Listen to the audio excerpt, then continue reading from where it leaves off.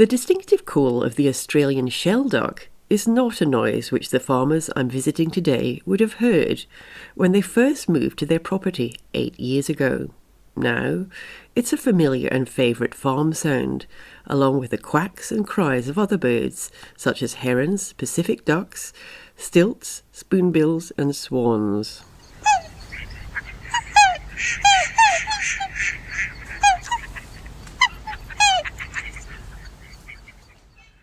Chris Hibburt and Katy Millard have 253 acres near Port Campbell, where they fatten up male dairy calves for beef. Here's Chris.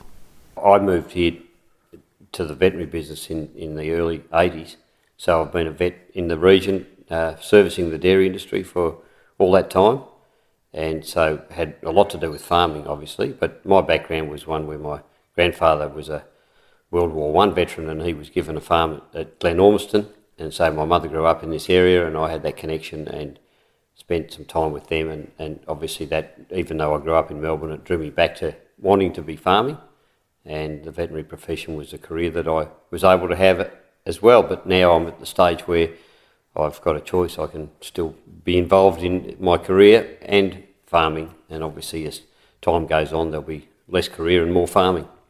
My name is Katy Millard. My husband and I have been in this area in Port Campbell for the last 10 years. So originally my parents were what was called soldier settlers in the Heytesbury settlement. So I moved here when I was 6. When I was 17, I left the area and moved to Melbourne. I had a bit of schooling up there and eventually went into the police force. And at the age of in my 30s, I met Chris and moved back here. So it was a lovely thing to be able to come back and start a family. So I've been very fortunate that I've been able to devote most of my time to bringing up the family and doing a little bit of farming on the side.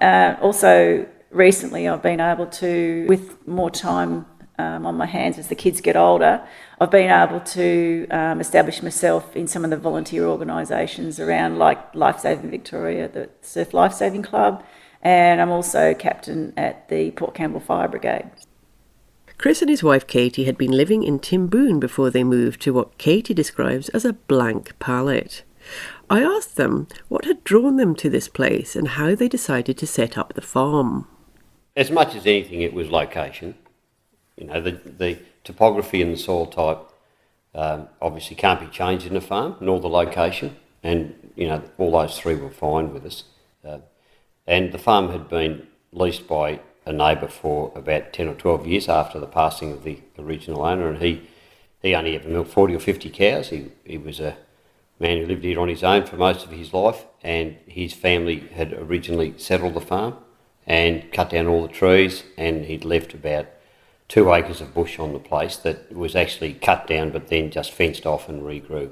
And that's the only vegetation other than pasture that was on the property when we purchased it.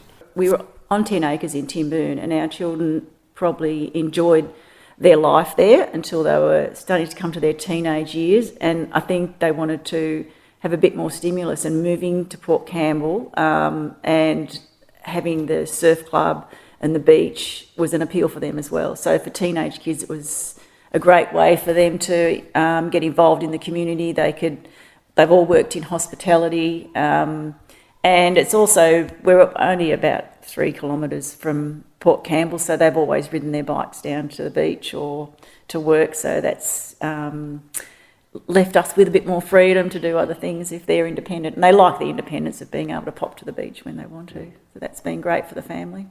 The first thing we actually did was the shelter belts, and you can look around here today and like I said before, everything that you see we've planted. So the very first thing we did before we even thought about building a house was put in shelter belts. So some of these are coming up 10 years old, and it really has only been the benefit in the last 2 to 3 years where I've been able to establish a garden around the house. Because although it's nice and calm here today, in the middle of the winter, it's sideways rain, and because you're coastal, most days are windy. So that was our first goal, wasn't it, Chris, when we moved here, to put in shelter belts, and then came the house after that. And I think we worked out that we wanted to have at least 2 and preferably 3 boundaries of every paddock have a shelter belt on them, and the paddocks are 4 hectare paddocks. When we started, we needed to put a new water system in. We are fortunately on town water, which is a real saving, but there was a need to reticulate the water through the whole farm and put in troughs and then subdivisions and even tracks all the way through. So we did quite a lot of road work, and then we chose to put a dam in near our house site, which is there for both recreation and for supporting wildlife, and just aesthetically, it's in an area that was a bit swampy on the farm, and so we enjoy that. We even have a speedboat, we can water ski on it. So it serves a lot of purposes, but in time I think we will eventually find that we've planted a lot more reeds and so on around the edge in the last couple of years, so we'll be harbouring a lot more species that have benefit from having such an area.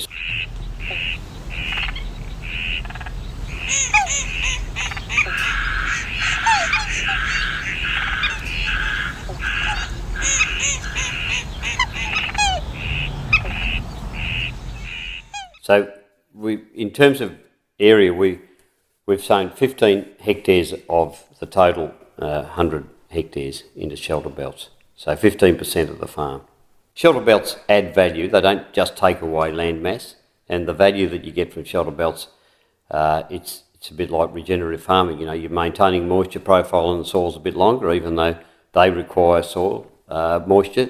They also preserve it. The wind doesn't come through and dry out the land as much, and obviously we get the benefit of protection of stock, but it also does allow more pasture to grow in more favourable conditions because it's not that drying out.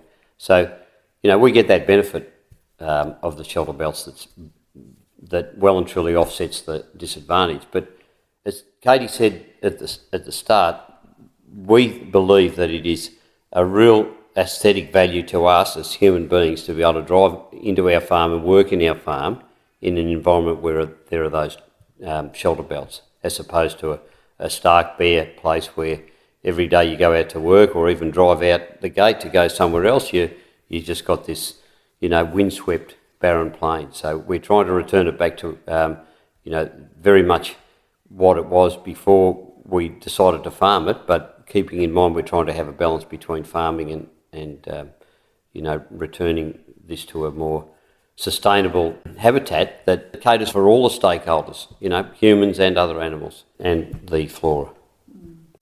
For Katy, who is responsible for the day-to-day running of the farm, the shelter belts have helped to manage her workload.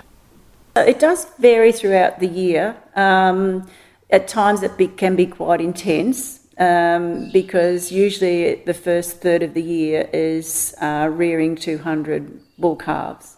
So that I can take up the most of that workload. I guess we're very fortunate that we've set the farm up so it is actually very easily manageable by one person. So we've got small paddocks which we strip graze every day. So if Chris is away, then potentially I can do all that. So some days, either of us can actually walk away and leave the other one, and it's quite manageable. So if we're not feeding calves, I'm usually moving fences, feeding out, tractor work, whatever else comes along on a farm, just day-to-day things. So I can manage all those. Either of us can manage all those on our own, but the bulk of it falls to me because Chris is obviously working full-time. Yeah, I think a lot can be said for being able to drive out the gate, knowing that, you know, the animals are going to be comfortable for the day on that nasty winter's day. So we can actually put the feed up under the shelter belts, and the cows have also, they're pretty good they've got into the habit of knowing to go and do that. During the day they'll sit down near the shelter belt. So, you know, you can leave the farm on a day and you know you're going to come home and the stock are going to be comfortable. I think Chris and I didn't appreciate how much shelter the shelter belts give the animals, and we had a field day here once, and I remember Jeff talking about as the wind comes over the shelter belt, there's about 20 metres before you from the shelter belt until you actually start feeling the wind. And I thought, oh, that can't be true. But when we went up there that day with the group that were here, and we actually stood there, and it was a terribly windy day when they came, but that 20 metres, it was calm.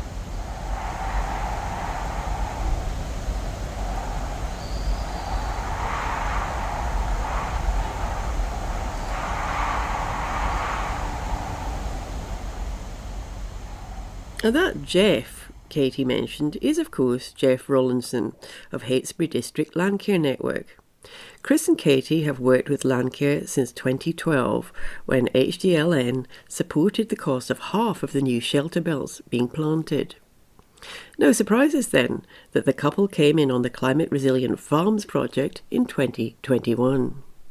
For us on that project, it's really been just an addition to what we've been doing anyway, but we got involved in the deep tiller program where we looked at trying to establish some deep rooting species in an established pasture.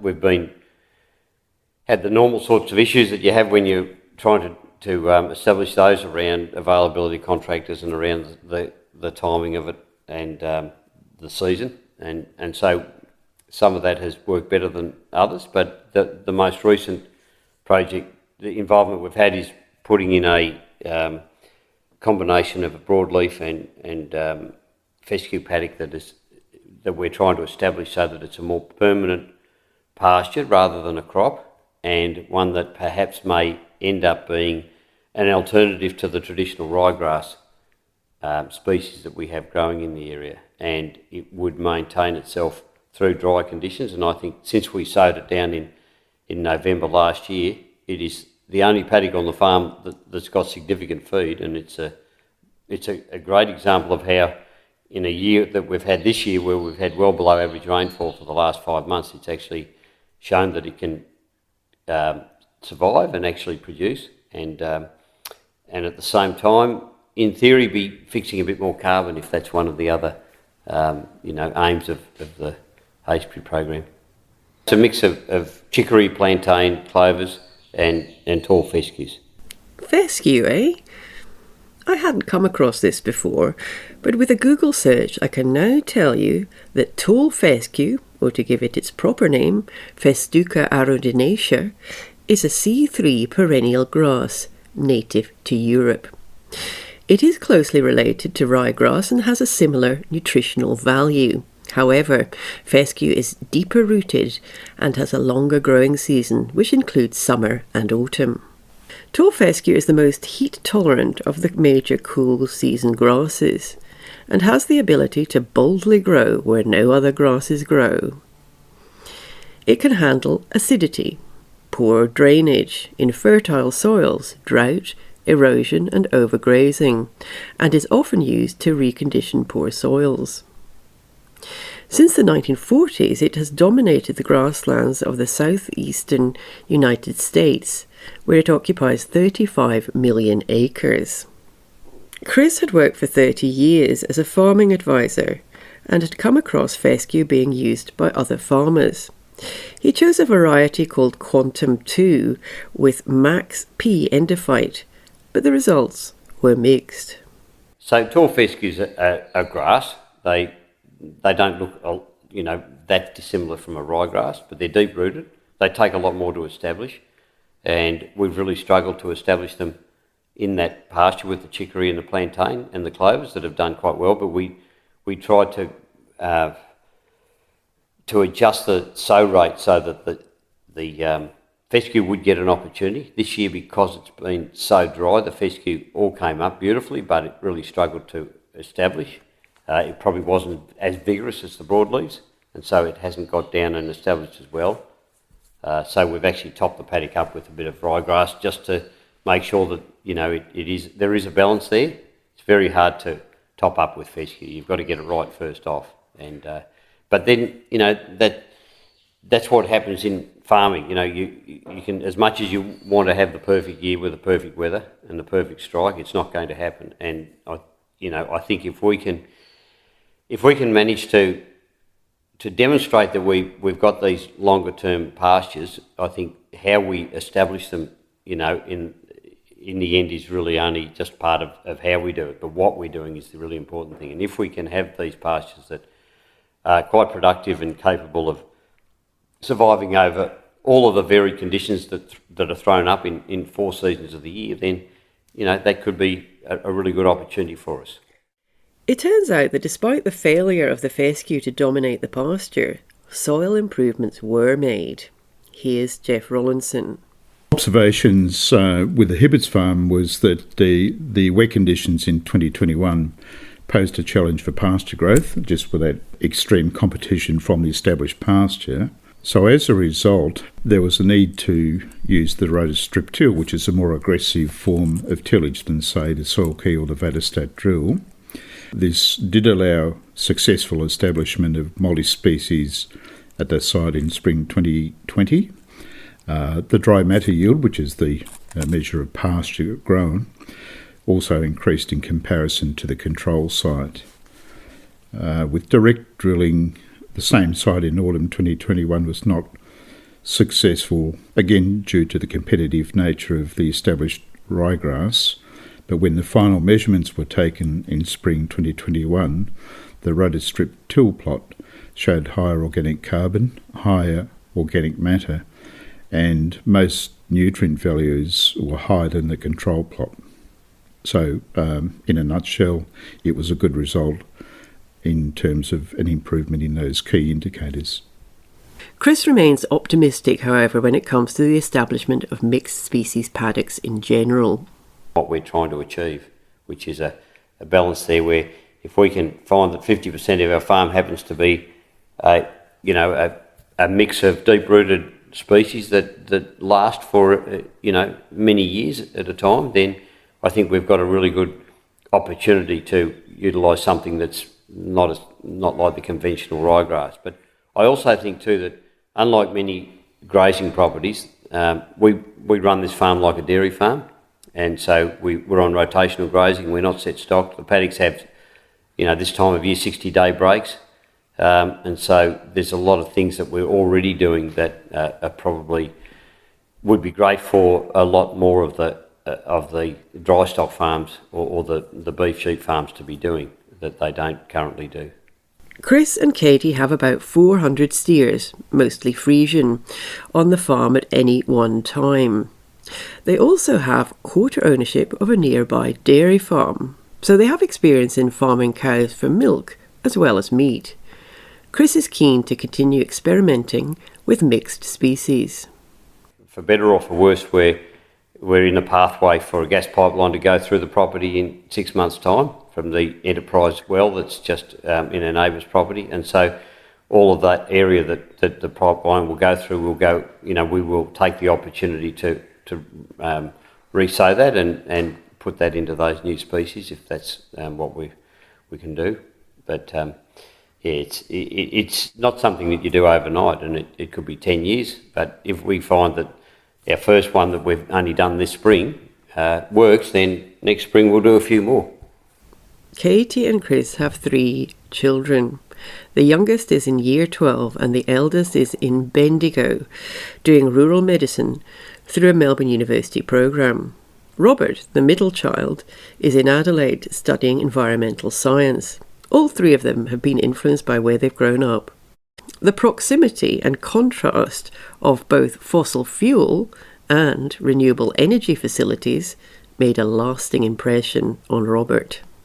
I remember he said to me he had to do a interview for a position at Ormond College, and he was talking about his environment, and he said, well, I look out one window and I see wind turbines, and if I looked around the corner I can see the gas well going up. So I think certainly it opened his eyes to the influences that are out there, and maybe if he was in his little house in suburbia he couldn't have seen that. It might have just been a flick of the switch and the light came on and you wouldn't have thought anything more about it. But I think kids never say, oh, gee, mum, dad, you're doing a great job, but maybe they take it all in, and he's seen, what we have done here, and perhaps he doesn't agree with the sort of farming that we're doing, but I think he can see the difference that we've made to this environment, and it's opened his eyes up to lots of opportunities. I asked Katy how her children felt about climate change. I think this younger generation is really concerned about it and they really want to do something about it. In fact, if I can tell you that my son is now vegan because that's his opportunity to think that he can do something about climate change.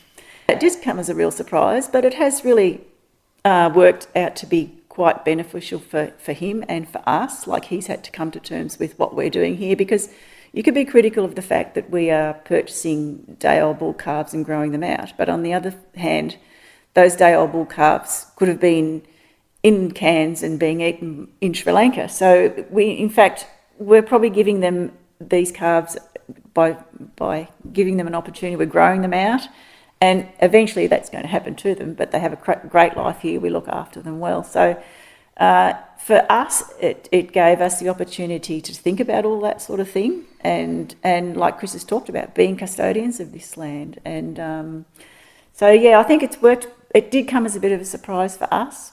And it's about him as a young person coming to terms with the rest of the world. Not the rest of the world isn't going to be vegan. And we're all going to have, as we know, growing up, we all have different ideas, and we've got to be very understanding of other people. So certainly, you know, when he comes here, he can be completely vegan, and we all have embraced it. And in fact, it's been quite a nice thing for the family, because we actually ourselves don't really eat a lot of meat. And it's probably a lot of families are going that way now, that, you know, and it's not necessarily, it's good having that balance, and you don't have to have meat in your diet, and you can get all the nutrition without doing it. So it has worked both ways for him and for us. There is absolutely no doubt we're coming up to an election, and they're very distraught that both of the major parties have got no real agenda around climate change, you know, and our son has decided he doesn't need a vehicle. We have been on a list to try and get an electric vehicle for the last 12 months, and we keep on getting bumped off.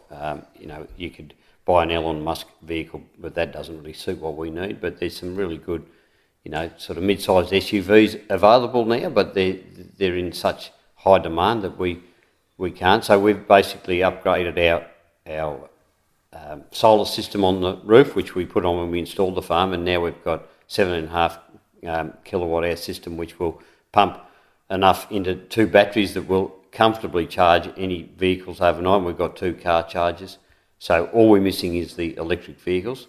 We want to purchase an electric quad bike for the farm, and once again, they're hard to come by, you know, and we've just been let down so much by the government and its policies in making it available, and, you know, giving the commercial world an opportunity to say, look, let's bring these in. So that's on our agenda for the next couple of years, to absolutely get to a point where we're depending on fossil fuels very minimally.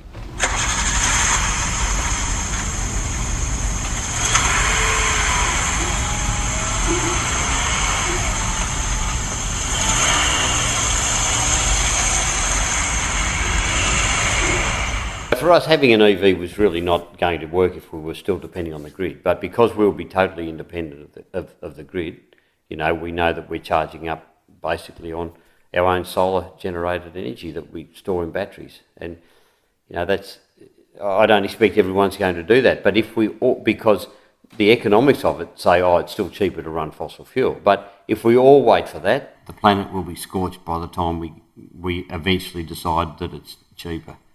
We will stay on the grid because it's going to be really valuable to return energy into the grid in our surplus, which will be most of it. Like, we'll have the capacity to probably use, you know, 5 times what we need, but in winter time we'll only produce just enough for what we need with the battery storage, especially if we're charging cars at night. But then during the day and in summertime we'll have so much surplus, and it would be ridiculous just to have the photovoltaic cells just shut down when we could be pouring renewable energy into the system, regardless of what we get paid for it. It's just saying, well, hey, we've got it spare, put it in the system. And if our government and if our shire happen to have, you know, a proper mindset, they'd be saying to all of us residents, hey, let's start storing this. Let's go and put some form of storage in place, which is either going to be batteries or pumped hydro, but they're missing in action. There's just not a mindset at the moment, because unfortunately people just want to bury their head in the sand and say it doesn't matter, and don't have a long-term view. In the news this week on the ABC, there was a a very well directed hit at our local shire, where 2 news bulletins talked about the granting of the licence to be able to take gas out of that well that they found just out of Port Campbell and bring it through to the Warrie site, which is the one that's going through our property. And at the same time, they said in the next news bulletin that the councillors had voted against the development of a solar wind farm outside Camperdown.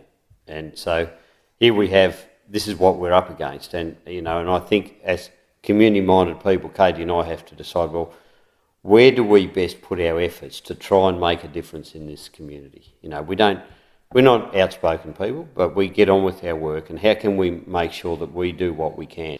If we can set an example by the way we do things, I went to our local car dealer and said, look, can you please get electric cars and we'll buy the first one? Can you please get an electric farm vehicle and we'll buy the first one? And then, at least we can help you get started, and I think that if we can do that, and then we drive around in our electric car, and it's not a matter of showing off, it's a matter of saying, hey, look, you can do this. We've put in our extra solar system with our batteries. And if you lead by example, at least other people who have got that inclination will say, oh, look, they can do it. Let's also have a crack at it.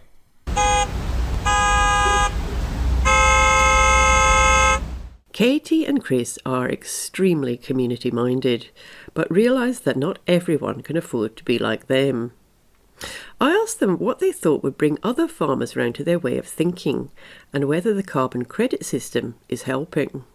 Farming is all about the easiest and most practical way of doing things, so unless we focus on that as a primary requirement, then our projects will probably look really interesting but not get taken up. I think that money and regulation are 2 really big drivers.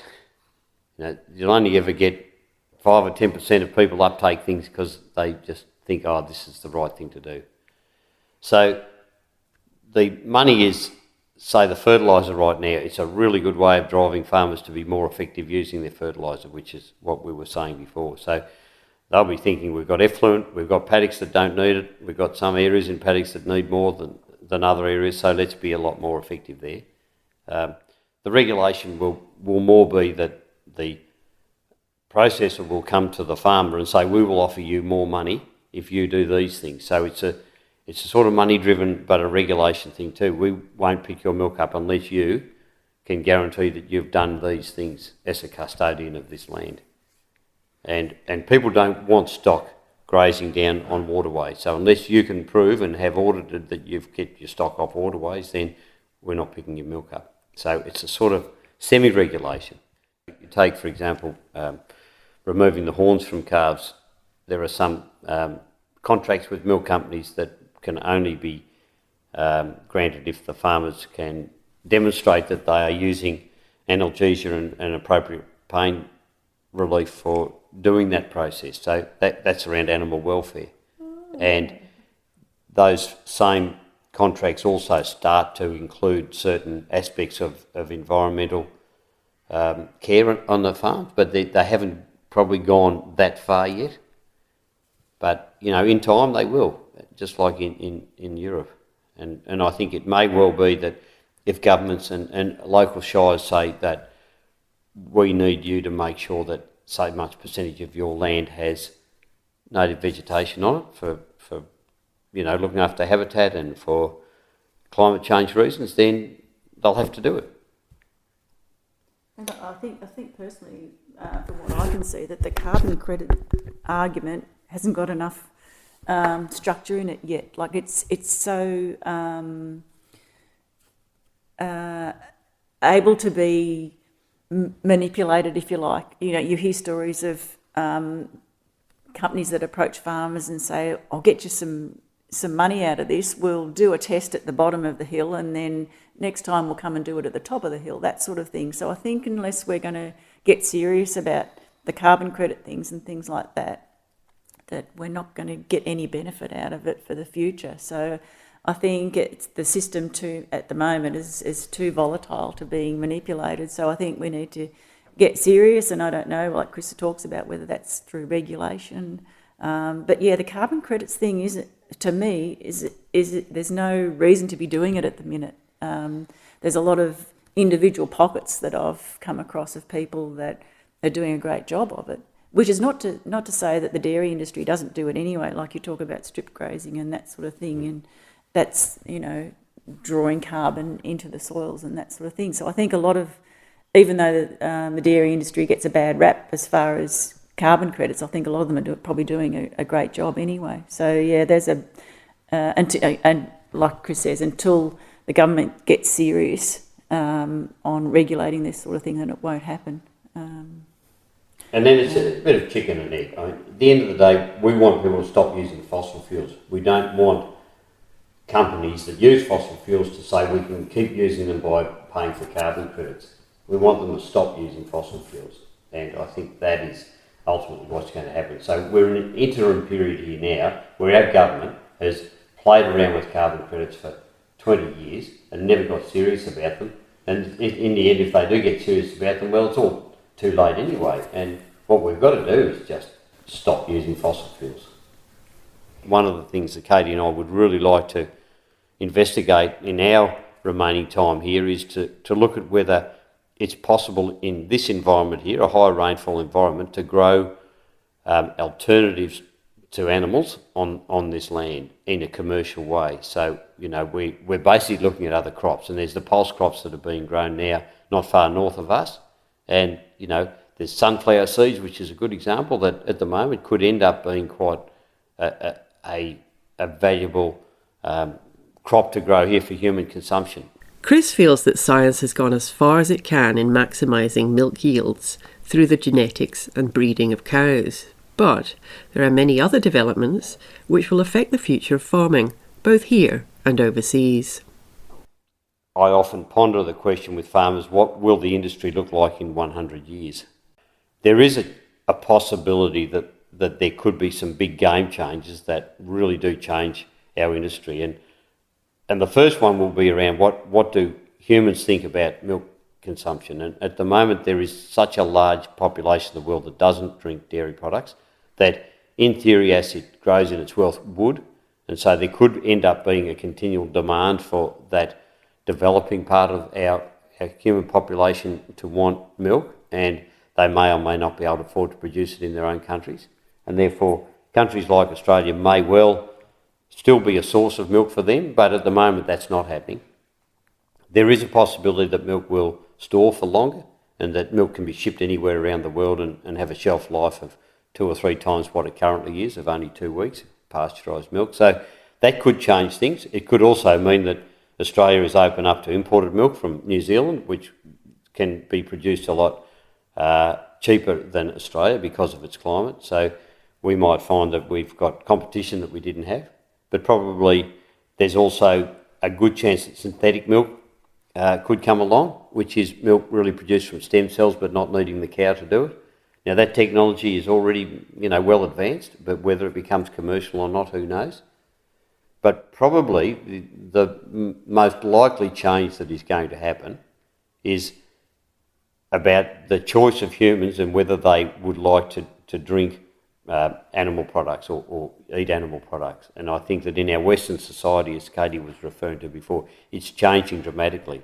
And if 2 billion people in the world reduce their intake of animal products over the next 30 to 50 years, it will certainly have an impact on demand. And if climate change digs in really, really deeply, we will then definitely have to be looking at what we do with our land mass. And at the moment, it is way less efficient to produce food via animals than it is just direct cropping. But there are a lot of scientists out there who will give you all of that data, and there's plenty of sceptic scientists out there who say, well, hang on, I'm not sure whether that's right. So I'm just saying, I wonder what will happen in 100 years. But all we can do is look at the trends now. And the trends are perhaps suggesting that many of us will be removing a significant amount of animal products from our diets.